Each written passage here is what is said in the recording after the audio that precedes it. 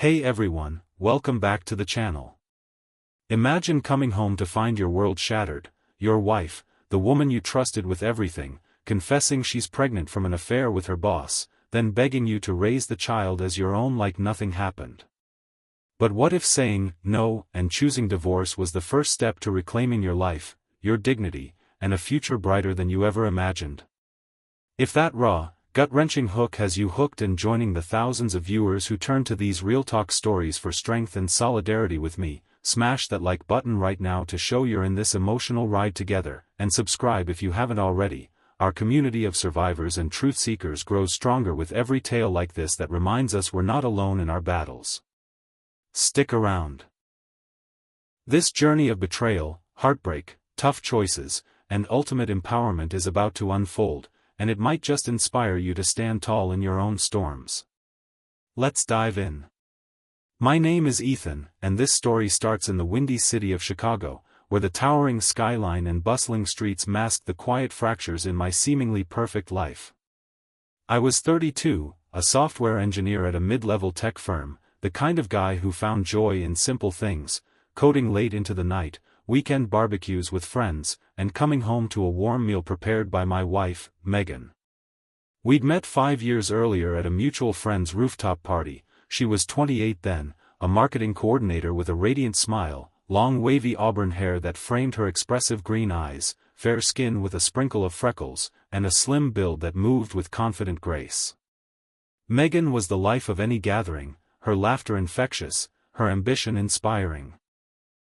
We fell hard, married within a year, and built a cozy 2-bedroom condo in Lincoln Park, filled with her modern art prints and my collection of vintage records. Our life was relatable, the everyday rhythm of a young couple chasing dreams, saving for a house, talking about starting a family. I supported her career, celebrating her promotions, even when it meant late nights at the office. Little did I know, those late nights were hiding a secret that would dismantle everything. The cracks appeared subtly, like hairline fractures in a foundation. Megan started coming home exhausted, her phone buzzing with messages she quickly silenced. "Just work stress," she'd say, kissing my cheek, her touch still warm but distant. I brushed it off, trusting her completely. After all, we were partners, best friends. But doubt crept in when she began mentioning her boss, Victor, more often. A 35-year-old executive with sharp features, neatly trimmed beard, dark hair styled impeccably, and an air of authority that commanded respect. "He's pushing me to excel," she'd explain, eyes lighting up in a way that made my stomach twist. Relatable suspicion, that nagging voice when love blinds you to the signs. One evening, after a particularly long meeting, she came home reeking of cologne that wasn't mine. I confronted her gently. "Is everything okay at work?" She broke down, tears streaming. "Ethan, I cheated with Victor. It was a mistake, but I'm pregnant." The words hit like a freight train, the room spinning as betrayal sank in. Pregnant? And she wanted me to raise the child as my own, to keep our family intact. My heart shattered, anger, pain, confusion swirling like a storm. The revelation unleashed a torrent of emotions. I paced our condo that night, the city lights flickering through the window like mocking stars. Megan sobbed, begging, "It was just once. Or a few times. But I love you, Ethan. We can make this work. The baby could be ours." But the math didn't add up, the timeline pointed to Victor. I felt used, my trust violated in the most intimate way. Relatable devastation, that moment when the person you built your world around reveals they're human, flawed, capable of inflicting unimaginable pain. Sleep evaded me, flashbacks of our happy times, vacations to the lake, late-night talks, clashed with the ugly truth. The next day, I called my best friend, Alex, 33, a laid-back accountant with a steady marriage and 2 kids, the voice of reason in my life. "You don't have to decide now," he said over coffee in a quiet diner, his calm demeanor a balm. But deep down, I knew, I couldn't raise another man's child from an affair. It wasn't about the baby, it was about the lie, the disrespect. No, I told Megan that evening, voice steady despite the tears. I won't pretend. I'm filing for divorce. The challenges began immediately, a gauntlet of emotional and practical battles. First, the confrontation with Megan's family. Her parents, traditional and close-knit, bombarded me with calls, think of the child. Family is everything. Guilt gnawed, was I abandoning an innocent life? Relatable pressure, that societal weight pushing you to sacrifice for the greater good.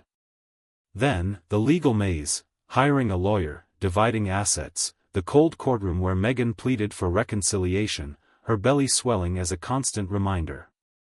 Victor lurked in the shadows, denying paternity at first, then offering support that only fueled my anger. Emotionally, I spiraled, depression set in, nights alone in a rented studio, questioning my worth. Why wasn't I enough? I'd whisper to the empty walls. Friends like Alex checked in, but isolation hit hard. Work suffered, my boss noticed the distraction, putting my job at risk. Challenges piled. Financial strain from legal fees, social stigma as the guy who left his pregnant wife, and internal doubt, was divorce the right choice? Resolutions came gradually, like dawn after a long night. Therapy was my lifeline, sessions where I unpacked the betrayal, rebuilding self-esteem. You deserve honesty, the counselor affirmed. Alex and his wife invited me for family dinners, reminding me of support networks.